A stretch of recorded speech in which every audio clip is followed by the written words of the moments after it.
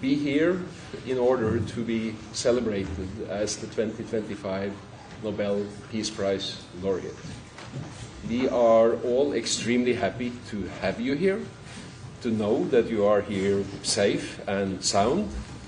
I have apologized to you personally, but I also want to do it here with witnesses for driving you so hard after you landed just before midnight last night. I don't think you had virtually a second to yourself, apart from having been able to get a few moments with your family.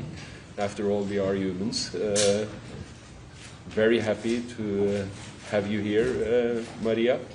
We will start this press conference with a few opening words from the chair of the Norwegian Nobel Committee, Jørgen Vatne Frydnes.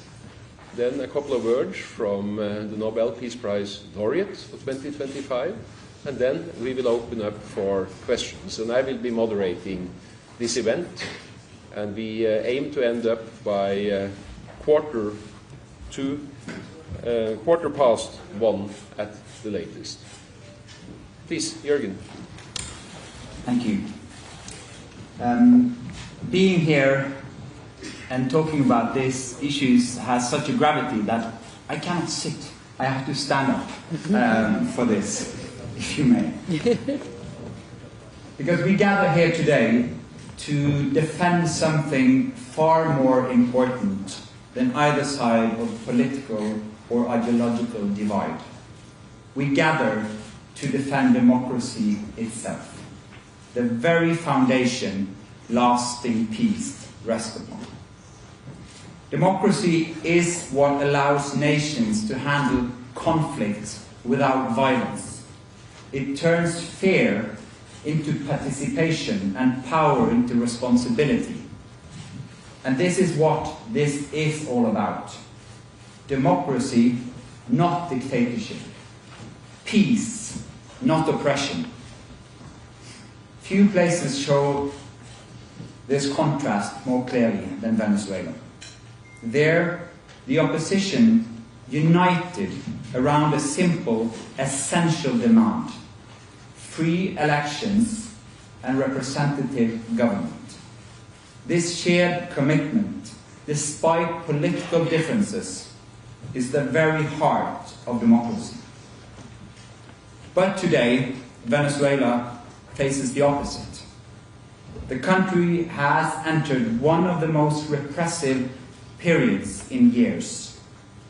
The goal is no longer to fill prisons, but to silence those who can mobilize others. Torture, isolation, and inhumane conditions persist across detention centers. Families disappear into the machinery of repression. Fear is their tool of governance. This is what happens when democracy collapses. Freedom gives way to fear, and peaceful politics gives way to violence. It should not be necessary to state the obvious. Democracy is the path to peace. Dictatorship is the path to war and suffering. And yet, in the middle of this repression, stands or sits a woman who refuses to be silenced. For the past 15 months, María Corina Machado has lived in hiding. You've moved quietly here, cautiously, knowing that every step carried danger. You've lived with threats that would break people. The regime has declared its intention to erase your voice and even your life. Still, despite this, despite every warning, every danger, every reason to stay away, you are here. And today, as we look at you, we are reminded of something profoundly human. That courage is not the absence of fear, but the decision that something else matters more. That is why we in the Norwegian Nobel Committee wrote in October, as the leader of the democracy movement in Venezuela, María Corina Machado, is one of the most extraordinary examples of civilian courage in recent Latin American history.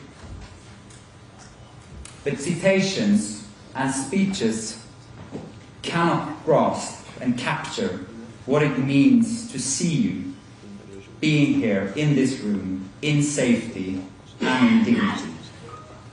So just let me end with this. From all of us, we are so grateful that you are here. More grateful than any word can express. Grateful that the threats did not stop you. Grateful that fear did not silence you. Grateful that despite every risk to your life, you choose to come. Your presence here is a reminder that hope, courage, and love for your country, love for your family, can outlast repression. Thank you so much for being here.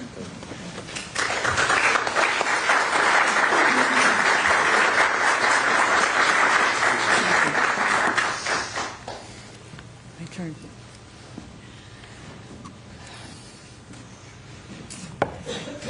I will start by thanking you all, every one of you who's here today. I've met these last hours Venezuelans that have come so far away as Saudi Arabia, Japan, Chile, Canada, people from all over our country, and they are proud to say so. I'm so glad to be able to see you and meet you again at Mundo and Mercedes. We're so proud of you, and so looking forward for what we're going to do together very soon for our country. Seeing friends, colleagues that I have not seen in the last 8 or 10 years, but that have stand firm all around the world, closer every day to Venezuela. Nor distance or time have broken that profound link to your country. And everybody says they want to come back. Everybody that I've met in the streets of Oslo say they are preparing their bags to come back home, to build a nation that we'll be so proud of, and that we will always tell our children what this generation has done. I am so grateful, and I have to say it here, to the people that made it possible, men and women, that I could have arrived here today. To all of you, my friends, Venezuelans know, because I've said this before, that every single day of my life I ask myself where I'm most useful to our cause. And when I make that decision consciously, that's where I have been. That's why I've stayed until recently in our country. This day, I had to be here. And it wasn't easy. Sometimes it looked impossible. But how many times we've been told what we wanted to do was impossible. And we have done it. So being here today is a proof of what the Venezuelan people's will and courage and love is capable of achieving. And I arrived a little late, but I'm here, and I think that God has its ways, because my words couldn't have been better expressed by someone of a generation that has not known democracy or lived in freedom, but they have learned from their fathers, mothers, and grandparents what it requires. And these hard children are willing to give their life for something they have never known. So that's why I'm convinced we have the best generation of Venezuelans ever, ready to finish our job. Not only to liberate our country, but to build a nation with strong pillars, ethical pillars, that will represent the new democratic institution for centuries to come. That's the magnitude of the responsibility we have. And now, if you allow me, I want to say a few words in Spanish. Porque quiero hablarle a todos los venezolanos que están aquí y que están en Venezuela. Todos sabemos que este ha sido un reconocimiento para cada uno de nosotros, 30 millones de venezolanos, que nos ha unido porque hemos celebrado en todos los rincones de Venezuela, y en Venezuela a veces por dentro, a veces en iglesias, a veces solo en las cocinas de nuestras casas porque no se podía celebrar en las calles, pero en tantas ciudades alrededor del mundo. Y mi deber era venir a recoger este premio para llevarlo de vuelta a los venezolanos. Y pronto estaré de vuelta en Venezuela, y sé que muy pronto ustedes también. Y vamos a demostrarle al mundo que no solamente nos merecemos este premio, sino que realmente esta generación entera pasará a la historia de la humanidad, porque lo que hemos hecho ha sido enorme y ha demostrado, como lo dijo Ana Corina ayer, que al final freedom certainly requires democracy, and I started wrong. Peace requires democracy, and you cannot have democracy unless you conquer and defend freedom. And at the end, to maintain freedom, and it is a personal, conscious decision, it requires a lot of courage, civic courage, as you have said. And an individual and a society is willing to do everything, and it takes a lot of courage when the things you love most in life, most dearly, are threatened. So at the end, it is an act of love. Ultimately, peace is an act of love. And I think that's the lesson we have given ourselves. And we hope that these, can be helpful and inspirational to other nations as well. So thank you very much to all of you, the committee and the Institute, and certainly to the Norwegian people that have shown us also much love in these hours. Thank you very much. Thank you. Thank you so much. I now already see more hands than I can possibly register and than I can possibly accommodate. So this is going to be unfair, and I apologize in advance. But I already have a few names on a few people on my list. AP first. Please introduce yourselves and your affiliation. Thank you, Javier from AFP. Congratulations too. I realize that you cannot say much about the circumstances under which you left your country, but could you say at least if you have the feeling that the Venezuelan authorities have tried to hinder you from attending the Nobel ceremony, have tried to prevent you from attending the Nobel ceremony yesterday, and to which extent did you benefit from help from the US authorities? Thank you. Thank you. Well, for the reasons you mentioned, I cannot give details because these are people that could be harmed. Certainly the regime would have done everything to prevent me from coming. They did not know where I was in hiding in Venezuela, so it was hard for them to stop me. It was rude, nonetheless. And yes, we did get support from the United States government to get here.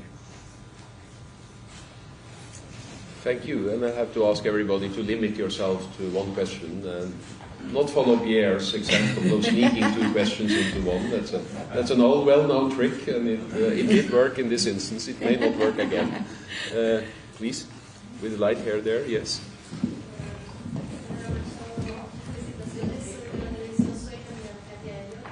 Please wait for the microphone so that we can hear.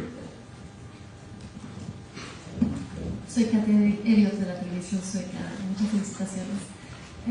La meta de la oposición venezolana es la transición democrática y la salida del poder de Nicolás Maduro. ¿Considera usted que en algún escenario sería necesario una intervención militar estadounidense para lograr esa meta? Bueno, muchísimas gracias. Voy a contestar en español porque la pregunta fue en español. Supongo que el público así lo desea. La sociedad venezolana ejerció el derecho al voto y la soberanía popular el 28 de julio del 2024 y de manera aplastante eligió a Edmundo González Urrutia como nuestro legítimo presidente. La sociedad venezolana ha dado todo por una transición a la democracia en orden y en paz. Quien nos ha dedicado la guerra a los venezolanos ha sido el régimen de Maduro, que ha sido calificado como terrorismo de Estado por la Comisión Interamericana de Derechos Humanos y Crímenes de Lesa Humanidad por las Naciones Unidas. El régimen de Maduro se apoya en regímenes totalitarios de otras partes del mundo para atacar y dañar a millones de venezolanos. Rusia, Irán, Cuba, grupos terroristas como Hezbollah, Hamas, los carteles de la droga o la guerrilla colombiana, que están ocupando Venezuela. Esa es la verdadera ocupación. Nosotros le pedimos al mundo, sí, ayuda para bloquear el ingreso de estos recursos que provienen de actividades ilegales, que es lo que soporta la estructura represiva del régimen. Y eso viene por tráfico de armas, por tráfico de drogas, por tráfico de oro, por tráfico de seres humanos. Y sí, así como el régimen se apoya en sistemas criminales, nosotros necesitamos que las democracias del mundo apoyen a los ciudadanos. Gracias. Una intervención militar. María Corina, would you like to summarize very briefly in English? In English, since Okay, I yeah. apologize, but there are some of us who don't know Spanish. We'd like to learn. I thought that after suspect I'm not the only one in the two room. intense days, you had at least.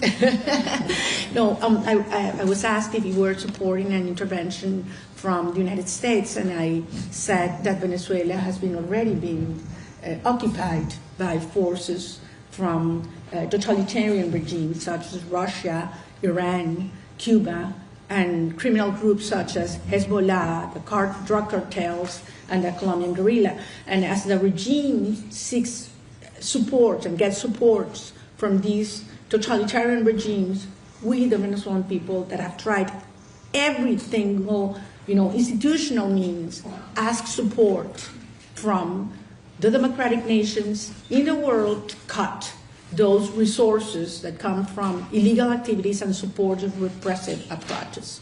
And that's why we are certainly asking the world to act. It's not a matter of statements, as you say, it's a matter of actions.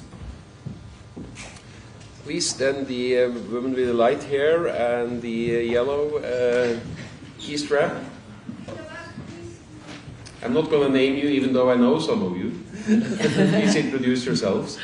Gladys Fouché from Reuters. Senora Machado, congratulations. Thank you. What is your reaction to the seizure by the US Coast Guard of a crude tanker off the coast of Venezuela? Is it a necessary step to bring about change? Thank you. Well, it's connected with what I answered previously, because, as I said, the regime is using the resources, the cash flows that come from illegal activities, including the black market of oil, not to give food for hungry children, not for teachers who earn $1 a day, not to hospitals in Venezuela that do not have medicine or water, not for security.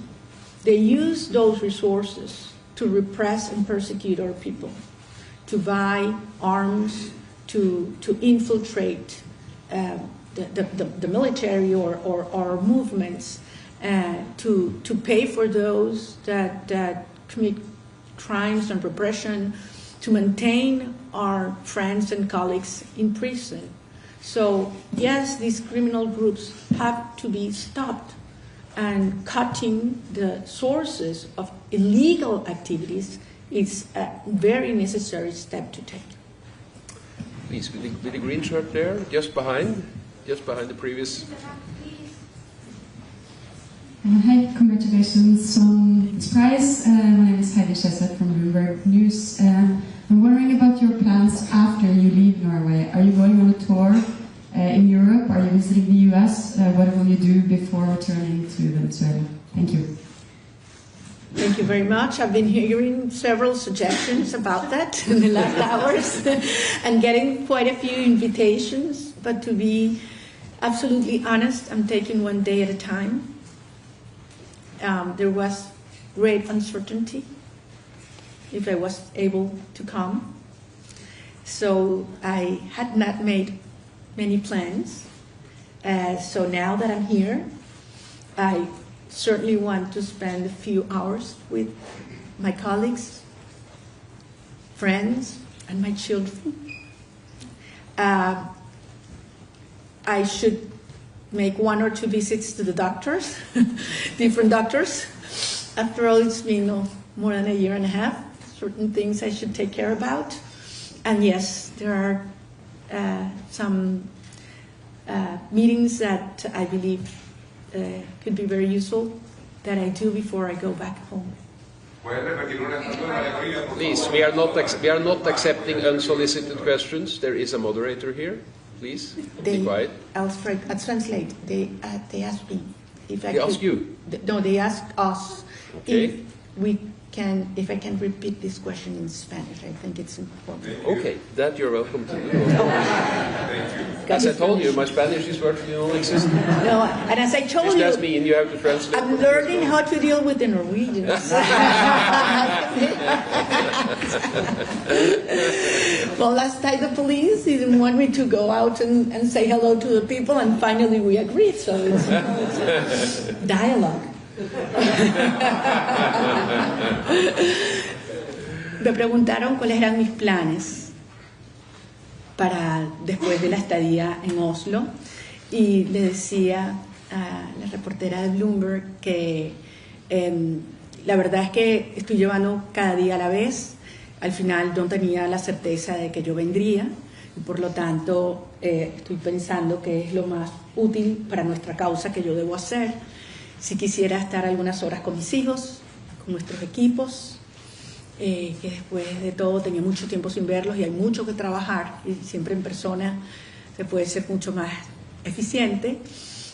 También tengo que hacer 1 o 2 visitas al médico, y quisiera también tener algunas reuniones antes de regresar a Venezuela. Here in the dark shirt, yes. Thank you very much. My name is Mónica Buena. I am from Radio Latin America here in Oslo.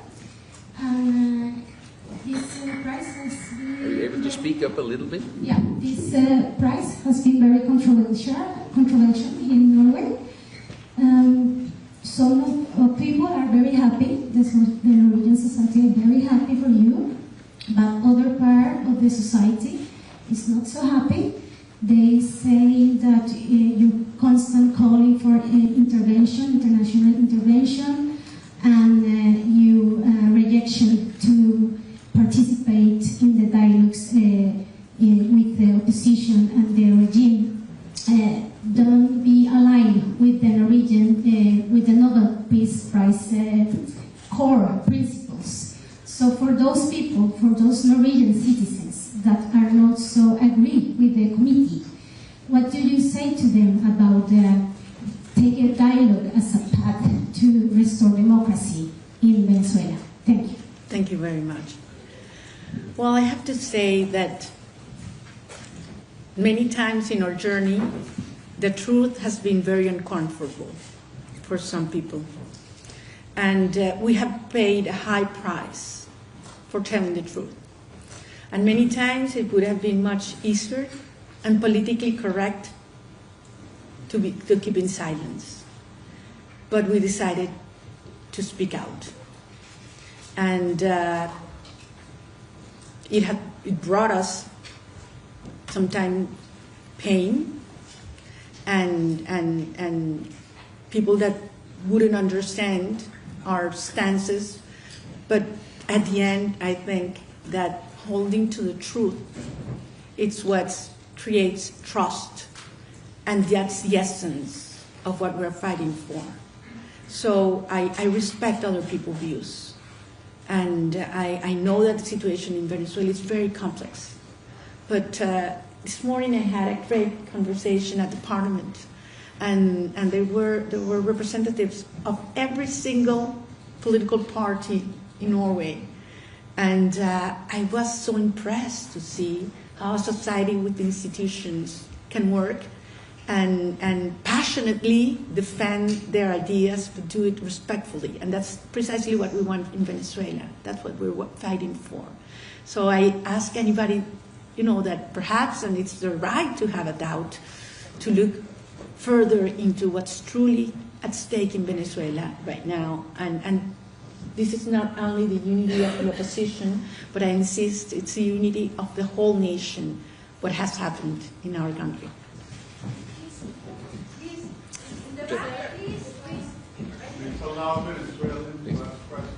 Thank you. Thank you. Alison Humphrey from Sky News. President Trump has said that Nicolas Maduro's days are numbered, and you've spoken about the people of Venezuela returning home very soon. What level of coordination is going on between yourself and the US administration about the day after Maduro goes, the weeks after?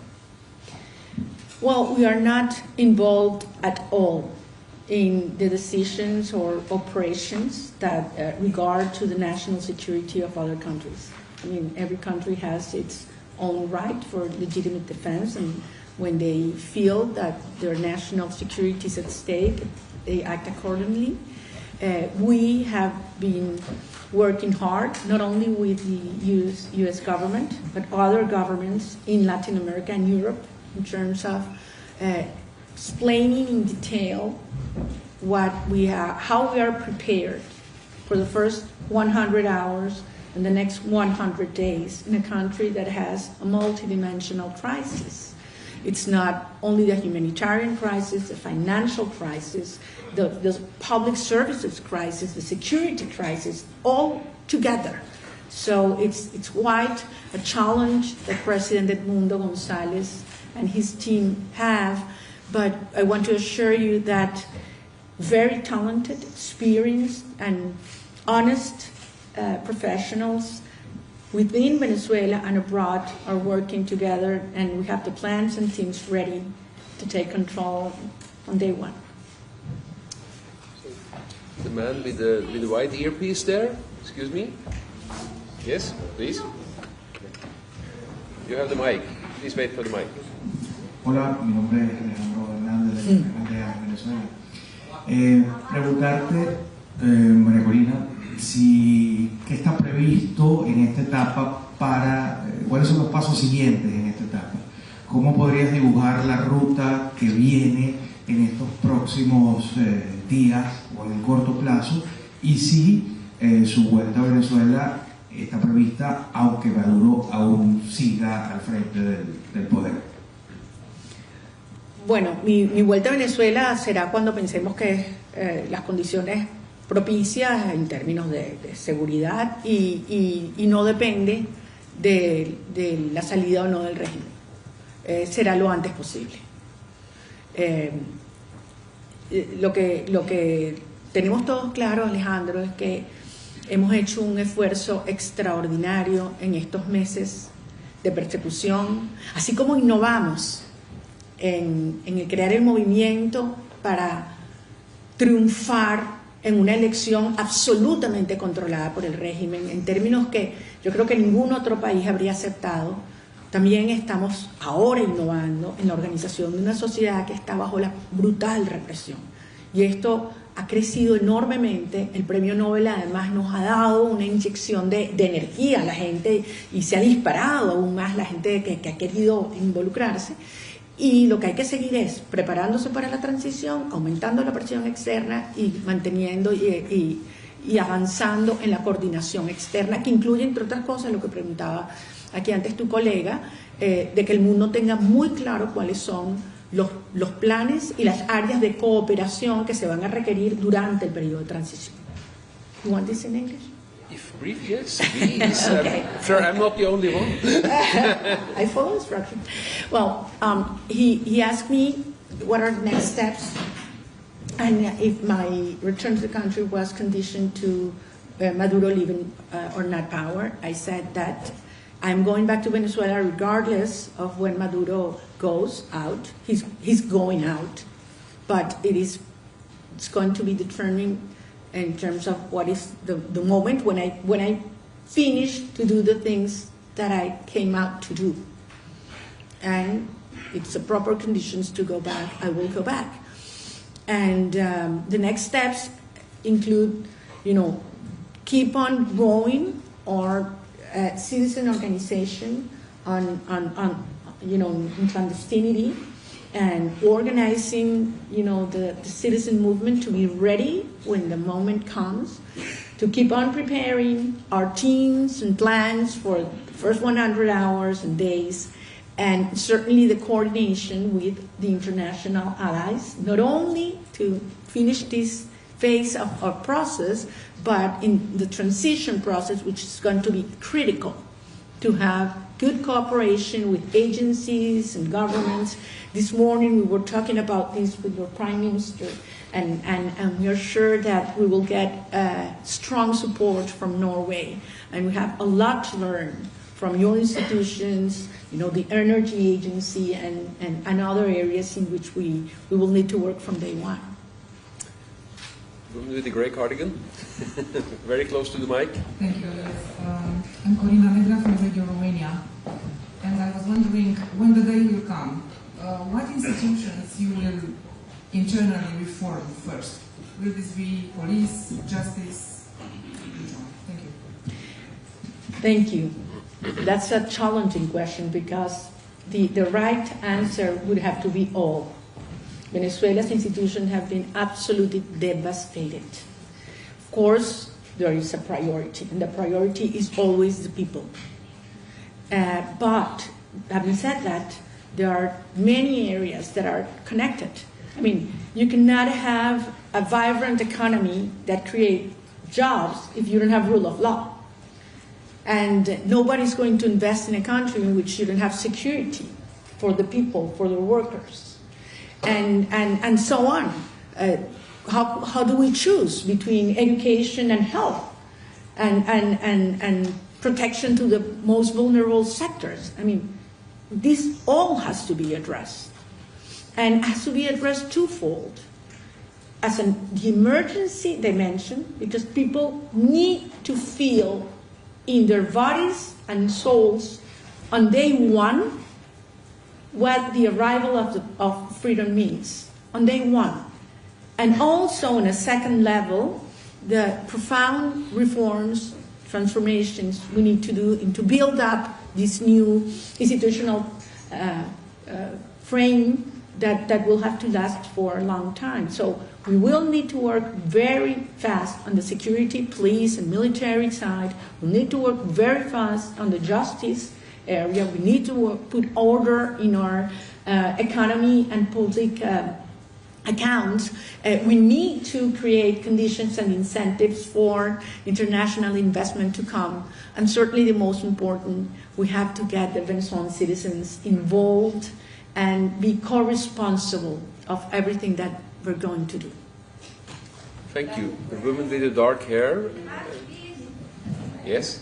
Please wait for the mic. Shazia Majid from Bergenstown here in Norway. Madam Laureate, you took a huge risk coming to Oslo. There's a huge risk when you go back. What if you cannot go in? Will that weaken, your absence weaken the resistance on the ground? As I said, it was a decision that we reflected extensively. Of course, some people that love me and care for me thought it was not necessary. On the contrary, I think it was one of the most important and urgent decisions I had to make. I had to be here. And I believe that the risk, even though it was very high, it was worthwhile. And of course, the risk of going back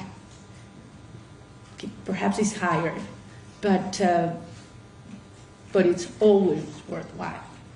And I'll be back in Venezuela, I have no doubt. So the man with the glasses there and the gray shirt.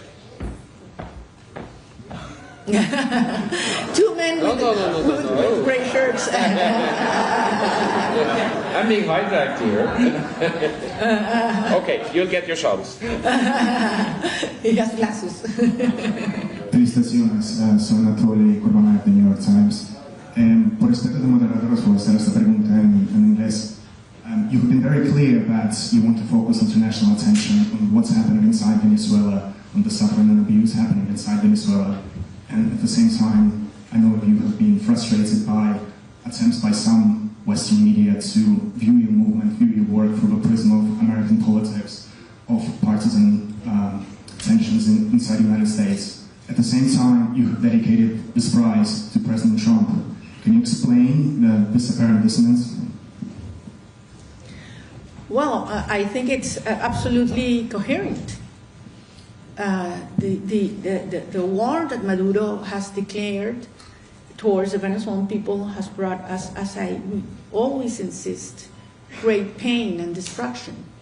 I believe we have never seen this kind of violence against innocent people in our country's history. It has been called state terrorism by the Inter-American Commission of Human Rights. State terrorism inside towards our people, narco-terrorism towards other nations in the region. So I believe every country has the right to defend themselves. In our case, I believe that President Trump's actions have been decisive to reach the point where we are right now, in which the regime is weaker than ever. Because the regime previously thought that they could do anything. They felt they had absolute impunity. They could torture, they could disappear, they could sexually assault young women, and absolutely nothing was going to happen. The cost was zero. Now they start to understand that this is serious and the world is really watching. So you create incentives for that behavior to stop. You need to raise the cost of staying in power and lowering the cost of leaving power. Only when you do that, this regime will break down. And that's where we are moving towards right now. The very final question goes to the gentleman there with Glenn with the glasses and the gray shirt.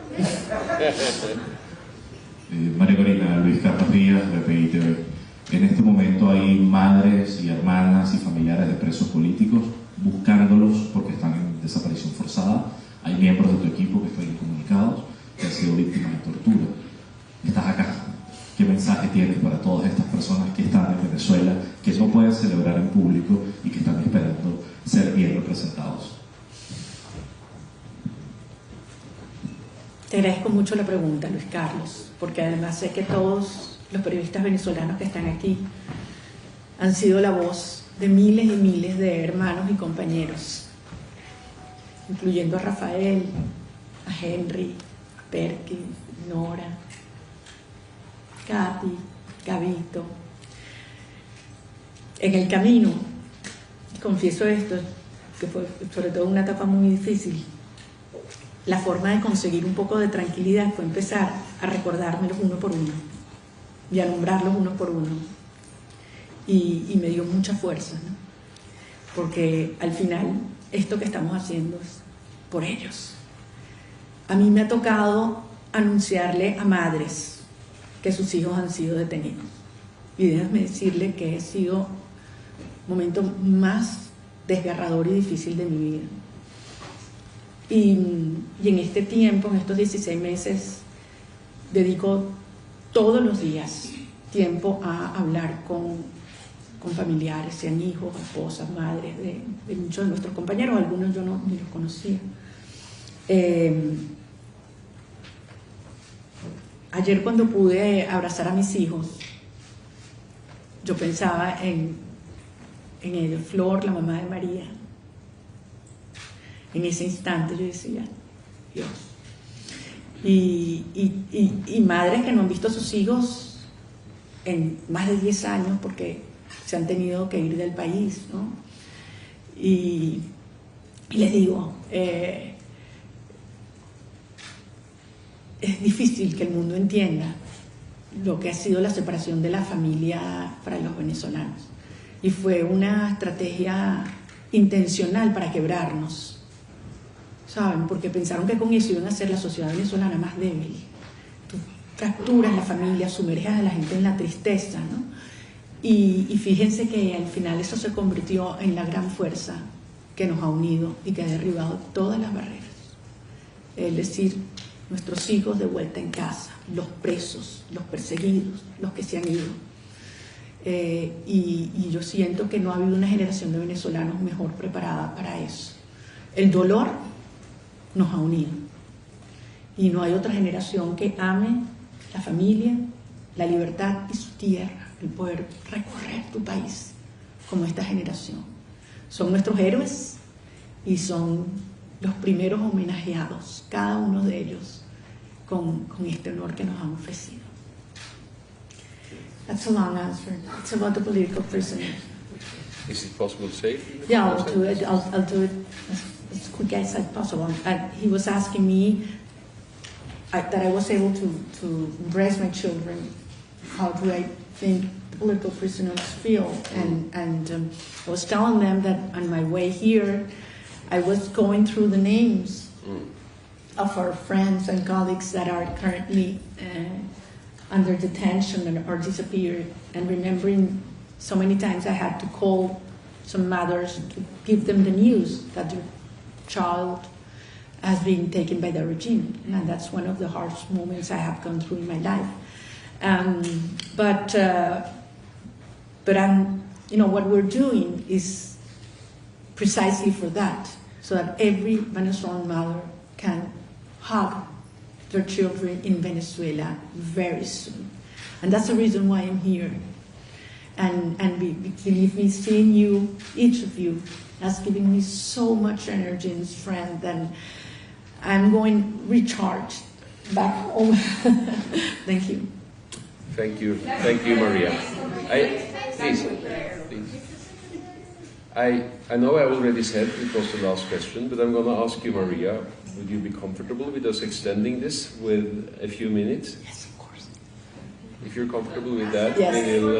We will exploit your seemingly unlimited energy. Even further. And we will still wind up before 5:30. So again, a lot of people will not have the chance to ask their questions. I apologize for that.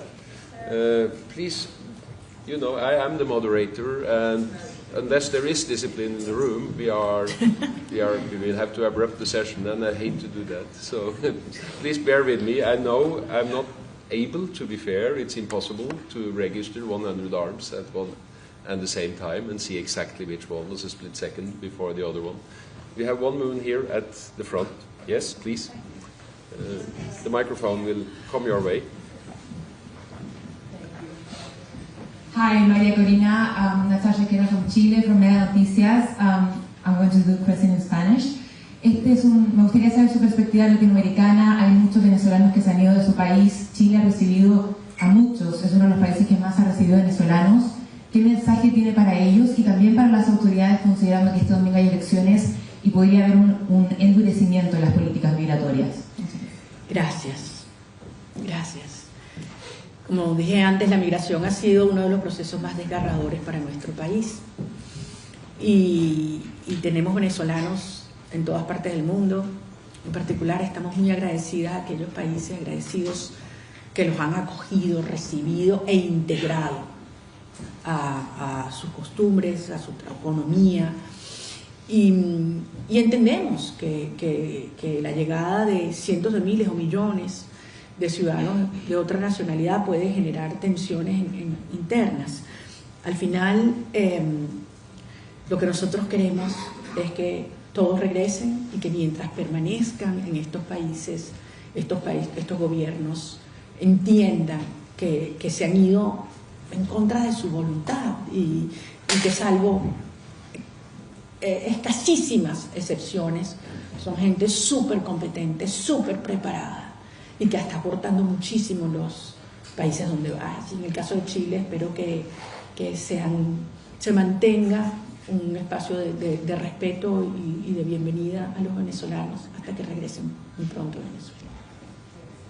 Gracias.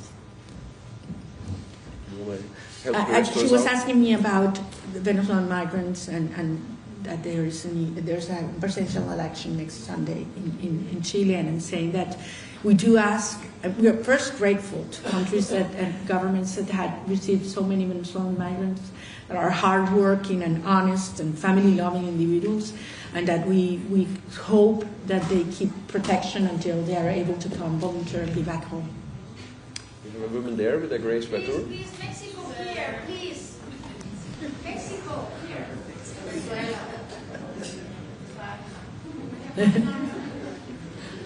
Sí, muchas gracias María Corina.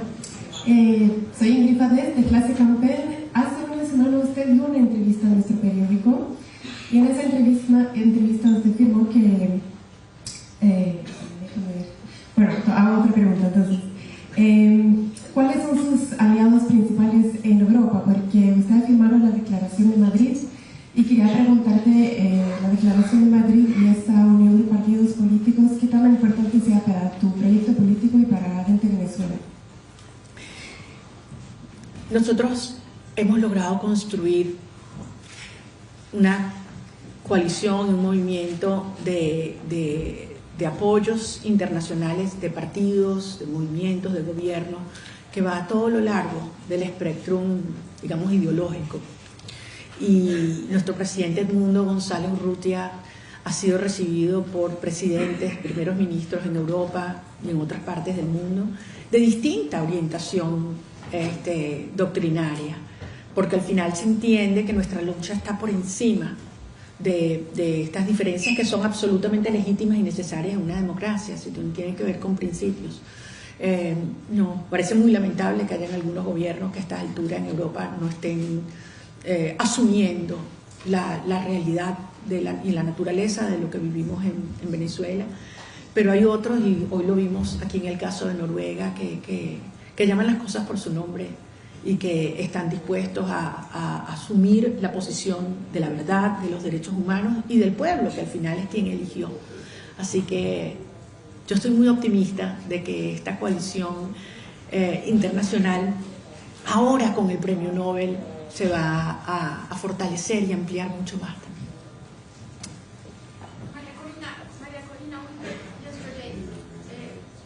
I was going to give you the word. You're about to lose it. That was a mistake. We have the woman here in the yellow jacket first. I am sorry, but somebody needs to be the boss here.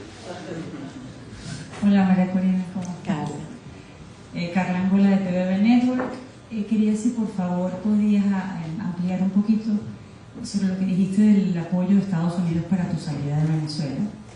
Si en esa agenda de la que hablas pudiera venir después de tus exámenes de aterrizar, ¿no?, a la vida de nuevo, si estás esperando una reunión con Trump.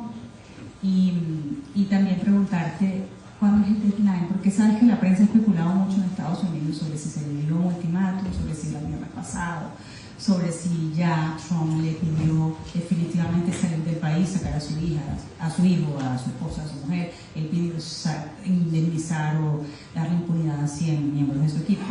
Pero no estoy hablando de fechas, sino de hasta dónde se extiende esto, en el sentido de que ya estamos en el momento en el que Maduro debería tomar una decisión, ¿no? ¿Cuándo entonces, si no la toma, lo hacen los aliados? Esa es mi pregunta. Gracias, María Corina. Gracias, Carla. Yo también dije antes que vamos un día a la vez, y también he dicho muchas veces que yo no voy a especular sobre las estrategias o las acciones que tienen gobiernos extranjeros en materia de sus políticas de defensa nacional. Y desconozco si algún gobierno, en este caso el presidente de los Estados Unidos, tiene o no tiene un deadline. Nosotros vamos hasta el final. Esa es nuestra posición, siempre. ¿Crees que la gente de Venezuela se resienta con tu salida del país? Ajá, para terminar aquí, Si lo puedes decir en español. Ajá. ¿Cómo te ayudó Estados Unidos? Ajá, yo di la información que puedo dar, que conviene dar, ante una pregunta de si nosotros habíamos recibido apoyo del gobierno de los Estados Unidos para que yo pudiera llegar a Oslo, y la respuesta es sí. Y solamente para terminar la pregunta de más atrás, todo lo contrario. Yo siento que los venezolanos dentro y fuera de Venezuela están muy felices, muy emocionados de que pude estar aquí en representación de ellos y que, como dije antes, voy a regresar a nuestro país a llevarle su premio. Thank you. You want to give us short synopsis? Yeah, please. Please. She asked me if I knew about President Trump's ultimatum and if I had received support. Right. And I said that I have no information regarding the first issue, and that I had affirmed that we did get support from the U.S. government in order to arrive in Oslo. Okay, the woman at the back gets...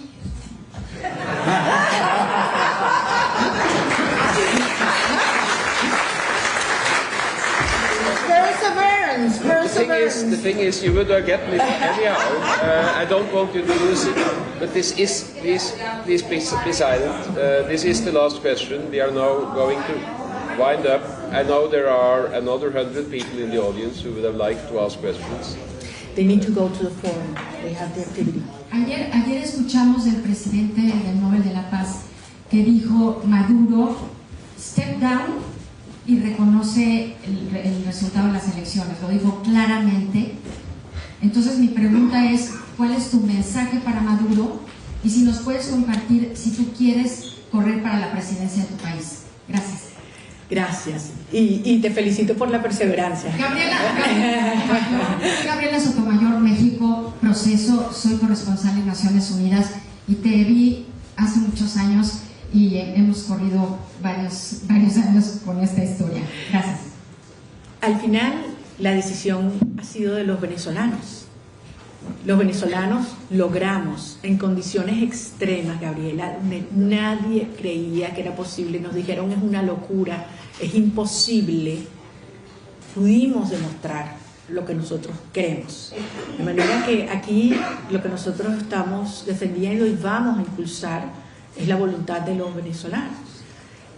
La segunda parte de tu pregunta fue sobre... Ah, sí, si voy a esperar a la presidencia. One day at a time. Primero lo primero. Okay, thank you very much. First of all, you want to say that in English? In English. Yes, Or briefly. she asked me if I was planning to run for president. And I said that one day at a time. And, first come first. We're going to liberate Venezuela. Edmundo González Urrutia was elected president, and we will rebuild institutions so that we will have free and fair elections in which every Venezuelan inside and outside our country will have the right to vote without fear and with trust. And that's the sequence that we'll move ahead. We'll be the envy of the world. Sorry for saying that. We'll be the envy of the world with the electoral system. We'll have the judicial system. We have the educational system. We have the public health system. We'll have, and people will look and ask, "Oh, how did you do that? That was impossible." And we will have made possible what everybody thought was impossible. That's the Venezuelan style. Thank you. Thank you for a translation. And sorry for...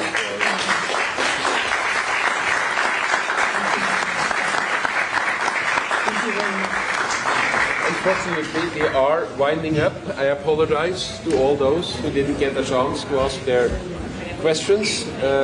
It's been quite an intense 24 hours. We say thank you to María Corina Machado. Thank you to Jürgen Wattler-Friednes, and thank you to everybody for being here. Thank you. Corina, para Venezuela te queríamos preguntar, tú hablas con tu base, con tu exterior y con el 70% de la población. ¿Qué le tendrías que decir, María Corina, a ese porcentaje de personas que han seguido el gobierno al chavismo y que temen que la transición Oslo haya algún tipo de...